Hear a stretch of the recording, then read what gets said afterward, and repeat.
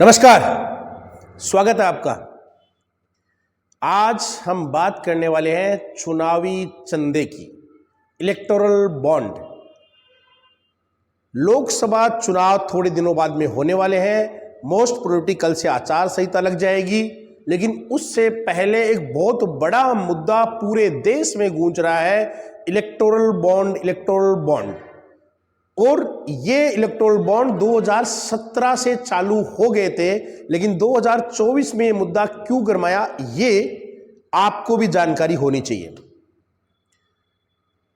Supreme court ने SBI bank को क्या बोला और इस पूरे मामले को सुप्रीम कोर्ट में जो लेके गई एडीआर, उसका क्या कहना है, और लोगों को ऐसा क्यों लग रहा है कि अगर सुप्रीम कोर्ट का कुछ फैसला और आता है एक दो दिनों में, तो यह मोदी सरकार के लिए बहुत बड़ा झटका होगा। यहां तक कि कुछ लोगों को तो ऐसा लग रहा है कि इस electronic bond, supreme court, SBI, ADR के द्वारा जो भी फैसला होगा कुछ दिनों में, उससे 1.5 से 2 महीने बाद होने वाले लोकसभा के चुनाव में बहुत बड़ा तूफान आएगा। और जो ये मान के चल रहे हैं कि मोदी सरकार आने वाली है, उनको बहुत बड़ा झटका लगेगा और विपक्ष की नींव बहुत बड़ी मजबूत होगी। इसलिए वो लोग सुप्रीम कोर्ट की तरफ और इस इलेक्टोरल बॉन्ड की तरफ आस लगाकर देख रहे हैं, सारे के सारे। इसमें यह बात जानना बड़ी लाजमी है कि इलेक्ट्रॉनिक बॉन्ड है क्या। तमाम राजनीतिक पार्टियां राजनीतिक चंदा लेती हैं और उस चंदे का अपने अपने तरीके से इस्तेमाल भी करती हैं। यहां एक बात मैं आपको और समझाना चाह रहा हूं कि 2017 में मोदी सरकार थी, अरुण जेटली वित्त मंत्री थे, वो एक बिल लेके आए थे, इलेक्ट्रॉनिक बॉन्ड नाम से बिल लेके आए थे। उसमें यह कहा था उन्होंने कि जो भी कोई कंपनी या फर्म या कोई व्यक्ति विशेष किसी राजनीतिक दल को चंदे के रूप में कितने भी रुपए देता हो, उसकी पहचान उजागर नहीं होनी चाहिए। उनके पीछे उन्होंने यह तर्क दिया था कि मान लो आज मोदी सरकार है और कांग्रेस को कोई चंदा देता है, कांग्रेस को कोई पार्टी चंदा देती है, कोई कंपनी, तो जिसकी सरकार होती है वो पावरफुल होता है, विपक्ष को चंदा मिलता है, अगर कोई कंपनी दे रही है तो वो उस कंपनी को किसी ना किसी तरह से प्रताड़ित कर सकते हैं। इसलिए क्यों ना नाम उजागरी ना हो। दूसरा तर्क उन्होंने दिया कि कई बड़ी बड़ी कंपनियां होती है, वो छोटी छोटी सेल कंपनियां, यानी उनकी खुद की कंपनियां होती है, लेकिन छोटी छोटी नई कंपनियां बनाकर उनके नाम से चंदा देती है। जैसे अंबानी ग्रुप हो, मान लो वो खुद डायरेक्ट अंबानी ग्रुप चंदा नहीं देकर वो कोई दूसरे नाम से, कोई भी नाम कुछ भी रख ले, उसके कंपनी बनाकर उसके द्वारा वाया चंदा देती है। तो अगर हम पहचान उजागर नहीं करेंगे तो इन सब की जरूरत नहीं पड़ेगी, ऐसा मोदी सरकार का तर्क था। और 2017 में यह बॉन्ड लाया गया था। ये बॉन्ड क्या है? बॉन्ड एक पेपर होता है जो एसबीआई बैंक के पास होता है। अब कोई व्यक्ति या संस्था अगर किसी राजनीतिक दल को चंदा देना चाहता है तो 1000 रुपए से लेकर, 1000 की गुणज में 1000, 10,000, 1 लाख और 1 करोड़ के ये बॉन्ड होते हैं। मान लो मुझे किसी पार्टी को अगर 50,000 रुपए चंदे के देने हैं, तो मैं एसबीआई के पास जाकर इलेक्ट्रॉनिक बॉन्ड के नाम से 10-10 हजार के 5 बॉन्ड परचेज कर लूंगा। एसबीआई से लेकर मैं किसी भी राजनीतिक दल को यह चीज दे सकता हूं। और मेरे द्वारा परचेज किए गए उस इलेक्ट्रॉनिक बॉन्ड की एक कंडीशन, एक शर्त है कि 15 दिन के अंदर अंदर जिस भी राजनीतिक दल को मैं दूं वो एसबीआई से केस करवा ले, यानी कि वो इलेक्ट्रॉनिक बॉन्ड वहां जमा करवा ले और उसकी एवज में जितने रुपए का वो है उतने रुपए एसबीआई बैंक से प्राप्त कर ले। यहां एक बात उठती है कि अगर किसी ने 15 दिन में नहीं लिया केस, तो उस इलेक्ट्रॉनिक बॉन्ड का होगा क्या? फिर एसबीआई उन पैसों को प्रधानमंत्री रिलीफ फंड में भेज देगा। 15 दिन के बाद अगर कोई इलेक्ट्रॉनिक बॉन्ड को केस करवाना चाहता है तो वो केस होगा ही नहीं। ऐसी शर्त, ऐसे नियम उस समय रखे गए थे। उस समय रखे हुए फिर अब क्या हुआ? एक संस्था है एडीआर, उसने हाल ही में सुप्रीम कोर्ट में एक याचिका दाखिल की कि जो इलेक्ट्रॉनिक बॉन्ड है उसमें पारदर्शिता नहीं है और सरकार के निर्णय प्रभावित हो सकते हैं। कोई बड़ी कंपनी सरकार को पहले इलेक्ट्रॉनिक बॉन्ड के रूप में करोड़ों रुपए का चंदा दे देगी और उसके एवज में सरकार से अपने हित के लिए कोई कार्य करवा सकती है, सरकारी निर्णय को प्रभावित कर सकती है। इसलिए इस इलेक्ट्रॉनिक बॉन्ड को रद्द होना चाहिए। चुनावी चंदा कोई देना है तो सीधा देना चाहिए।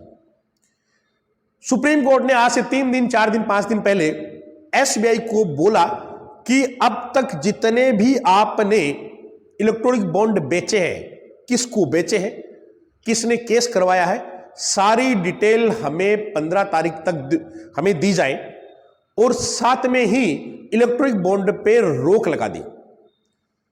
एसबीआई की तरफ से जो वकील साहब पेश हुए, उन्होंने सुप्रीम कोर्ट में को निवेदन किया कि हमें 3 महीने का समय चाहिए इतनी सारी जानकारी को आपके सामने पेश करने के लिए। केवल इसी बात को विपक्ष ने पकड़ा और लोगों ने पकड़ना चालू किया, न्यूज़पेपर सोशल मीडिया पे आना चालू किया कि इसमें कोई बहुत बड़ा गफला या भ्रष्टाचार निकलेगा। इसीलिए मोदी सरकार नहीं चाहती कि अब ये डिटेल सारी की सारी पब्लिक डोमेन में सामने आए। सरकार ये चाहती है कि 2-3 महीने बाद आए, तब तक लोकसभा के चुनाव हो जाएंगे। ऐसा परसेप्शन बनाने का एक प्रयास किया गया। लेकिन यहां एक देखने लायक बात यह है कि जब सुप्रीम कोर्ट में एसबीआई ने कहा कि हमें समय चाहिए, तो सुप्रीम कोर्ट ने उनसे पूछा कि समय क्यों चाहिए। एसबीआई ने कहा जिस लेवल पे आपने डिटेल्स मांगी है, उन डिटेल को एक जगह इकट्ठा कर आपके पास लाने में समय चाहिए। सुप्रीम कोर्ट ने कहा जैसी भी डिटेल आपके पास है, 15 तारीख से पहले हमारे पास ये जानकारी दो और उसके बाद में ये जानकारी आप चुनाव आयोग को दोगे और चुनाव आयोग इन सारी जानकारी को पब्लिक डोमेन में वेबसाइट पर डालेगा। एसबीआई ने जैसे ही सुप्रीम कोर्ट का ऑर्डर मिला तो कहीं तो वो 3 महीने का वक्त मांग रही थी, विदिन 24 घंटे में एसबीआई ने पब्लिक डोमेन में जानकारी दे दी। लोग यहां ये भी क्वेश्चन उठा रहे हैं कि जब वो 3 महीने का वक्त मांग रही थी तो एसबीआई ने 24 घंटे में ही इतनी सारी जानकारी कैसे उपलब्ध करवा दी। ये इस पर भी हम बात करेंगे, लेकिन जो पहले एसबीआई ने इलेक्ट्रॉनिक बॉन्ड के लिए जो जानकारी उपलब्ध करवाई है वो क्या है, वो आपको जान लेना चाहिए। एसबीआई ने 2 फाइल चुनाव आयोग को दी है। एक में इलेक्ट्रॉनिक बॉन्ड परचेज करने वाली कंपनियों के नाम और कितने रुपए, और दूसरा उन्होंने बताया किस पार्टी को कितना रुपए चंदा मिला। केवल 2 चीज। ये बात नहीं बता पाई एसबीआई अभी तक किस कंपनी ने किस पार्टी को पैसा दिया। यह चीज अभी तक क्लियर नहीं हुई है। इसके लिए आज सुप्रीम कोर्ट ने दोबारा से एसबीआई को फटकार लगाई है और जानकारी साझा करने के लिए उनको बोला है। मैं आपसे साझा कर रहा हूं किस पार्टी को कितने रुपए मिले। बीजेपी भारतीय जनता पार्टी जो कि सत्ता में है, उसको 6060 करोड़ रुपए चंदे के रूप में प्राप्त हुए। दूसरे नंबर पर आप कांग्रेस सोच सकते हो, कांग्रेस नहीं है, तृणमूल कांग्रेस, ममता बनर्जी वाली, पश्चिम बंगाल में ममता बनर्जी मुख्यमंत्री है, उनकी पार्टी को चंदा मिला 1609 करोड़ रुपए। उसके बाद में कांग्रेस को भी चंदा मिला है 1421 करोड़ रुपए, और भी बहुत सारी पार्टियों को मिला है, शिवसेना वगैरह जो भी पार्टियां, सबको कुछ ना कुछ मिला है, कोई सी भी पार्टी हो। अब यहां मैं कुछ आपके सामने नाम भी शेयर करना चाहूंगा कि किस किस कंपनी ने यह चंदा दिया। इतना ही पता चला, ये पता नहीं चला किस कंपनी ने किसको दिया, लेकिन किस कंपनी ने किसको दिया। जैसे फ्यूचर गेमिंग और होटल सर्विस, ये कंपनी है future gaming and hotel service, उसने 1368 करोड़ रुपए का इलेक्ट्रॉनिक बॉन्ड परचेज किया है। दिया किस पार्टीज को है ये क्लियर नहीं हुआ, अभी तक एसबीआई ने जानकारी साझा नहीं की है। ये लॉटरी नागालैंड, पश्चिम बंगाल, उस इलाके में फ्यूचर गेमिंग जो ये कंपनी है ये लॉटरी चलाती है, और हाल ही में इस पे ईडी वगैरह के छापा भी पड़े हैं। और इसको चलाने वाला जो मैन है वो बीजेपी के विधायक का लड़का भी है। दूसरे नंबर पर है मेगा इंजीनियरिंग, ये कोई कंपनी है, इसने 966 करोड़ रुपए का इलेक्ट्रॉनिक बॉन्ड परचेज किया। विवेक सप्लाई चेन 410 करोड़ रुपए, वेदांता लिमिटेड 400 करोड़ रुपए का इलेक्ट्रॉनिक बॉन्ड परचेज किया।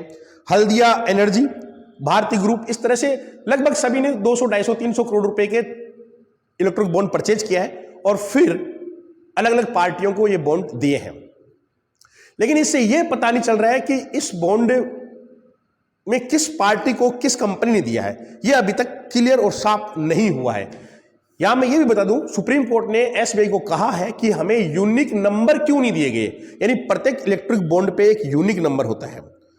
अब हम बात करते हैं कि जो लोग इस बात से खुश हो रहे थे कि एसबीआई ने पूरा डेटा नहीं दिया या फिर 24 घंटे में कैसे दे दिया, एसबीआई का यह कहना है कि हमने किसी को इलेक्ट्रिक बॉन्ड दे दिया, किसी कंपनी ने हमसे परचेज कर लिया और 15 दिन के अंदर बहुत सारे इलेक्ट्रॉनिक बॉन्ड आते हैं और वो केस होते हैं, कई पार्टियां करवाती हैं।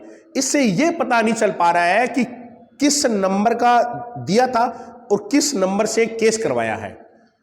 इन सब डेटा को एनालिसिस अगर हमें करना पड़ेगा, एक पूरी ऑडिट करनी पड़ेगी, तो उसमें 1.5 से 2 महीना लगेगा। कहीं ना कहीं एसबीआई इसमें सही थी, क्योंकि मान लो मैंने आज 1 लाख का इलेक्ट्रिक बॉन्ड परचेज किया, इसी तरह 10 आदमी और ने भी 1-1 लाख या 10,000 का या 1 करोड़ का बॉन्ड परचेज कर लिया, या 1-1 लाख के 5 जनों ने परचेज कर लिया।